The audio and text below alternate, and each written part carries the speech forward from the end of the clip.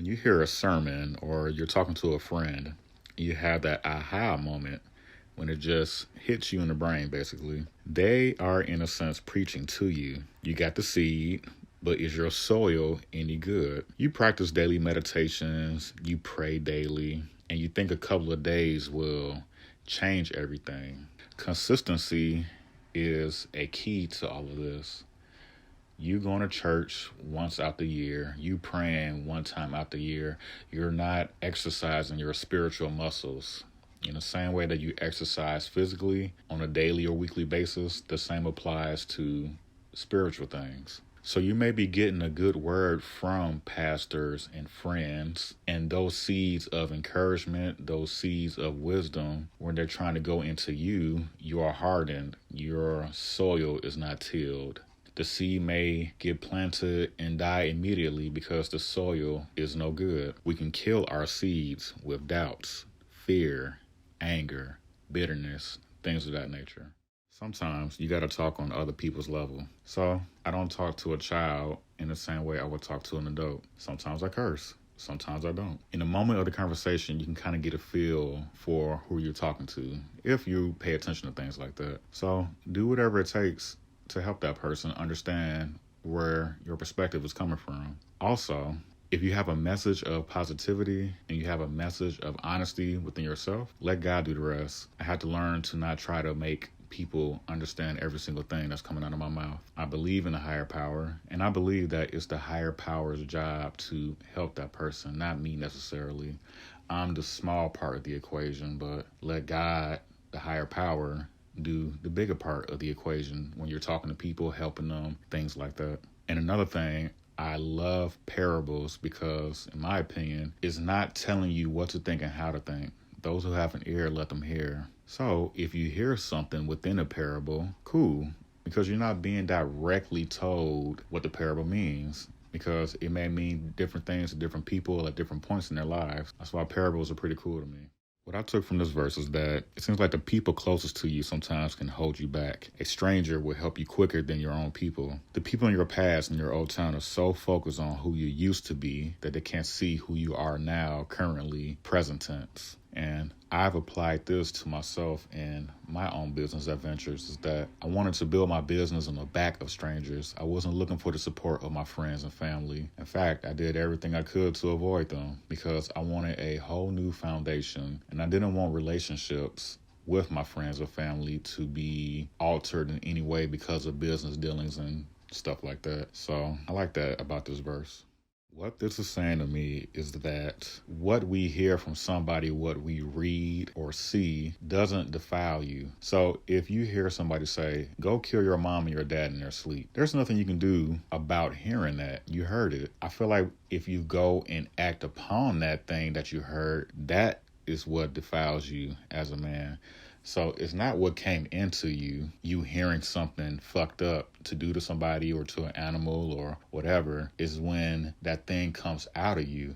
You can't help but to hear things sometimes, assuming that you can hear. Think about all of the messed up things you have seen and heard people do. And think about if you went out and actually acted out those things that you heard and saw. I'm assuming that most sane people don't do that. We hear stuff all the time, but we don't go out and do it. So whatever comes out of your spirit is what defiles a person.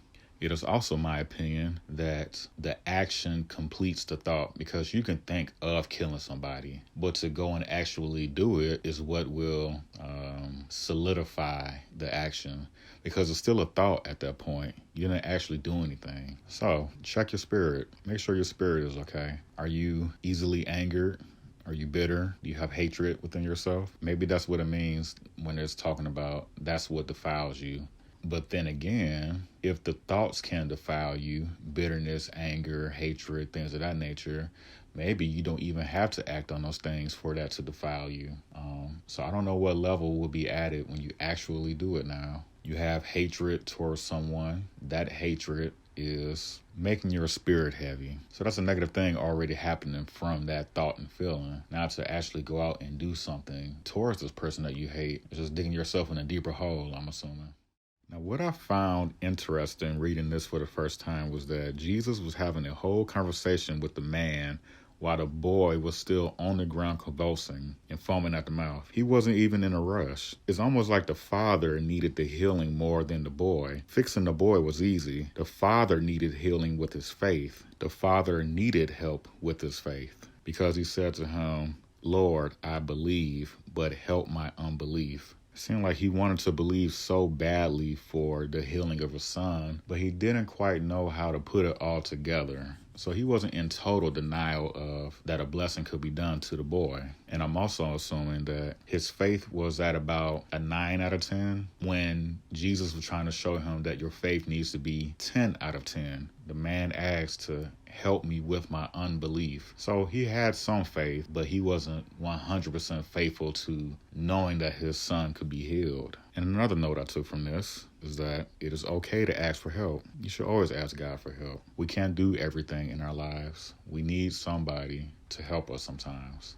So it's okay to call upon that higher power for help when you need help. Another thought that gathered to me while reading this verse is that you need to build a relationship. Build your own relationship with God, the higher power, because it's a team effort. You got to do something. Believe and know that God can heal and help your situations, and watch and see what happens. Be patient.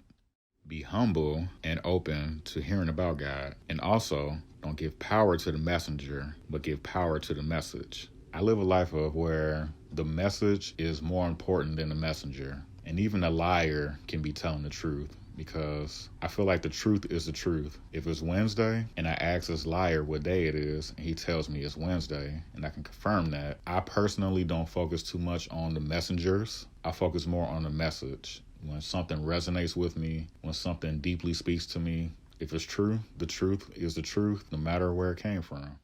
It seems to me that this particular scribe was open-minded, was seeking truth, and wasn't concerned about being right or wrong, and was genuinely interested in learning something new. He seemed to have a non-combative spirit about him, and it seems like Jesus perceived that in him and let him know that he was on the right path. Jesus didn't check him or get irritated with him like he did with the other haters that came up to him. You can tell when someone is trying to argue and prove how smart they are about the Bible, religion, or any other topic. And you can tell when someone is genuinely trying to learn and be better. It's easy to give when you have it, but to give when you don't have it or you really need it says something about your character. Now, I can relate to this. I've done that plenty of times, being broke, and still gave my last dollars to people because I know I'm a blessed person, and it's always someone in the worst position than you. We are always doing better than somebody, and we are doing worse than somebody at the same time. So you got to have a healthy perspective in life. And maybe it was a test of my faith to do stuff like that, to literally give away. I would give away money to the homeless, knowing that I needed that for myself. But I just didn't care in that moment. I just let it go. I guess that's also part of not having attachments to materialistic things like money. And I had to show myself that I'm not attached to things like money or material possessions and just give them away. I know for myself that even when I'm quote unquote broke, that I can still help people. And I also guess that I go as a part of having 10 out of 10 faith and that things will work out for you. So yeah, give something like that a go. Test it out. Practice it. See what happens.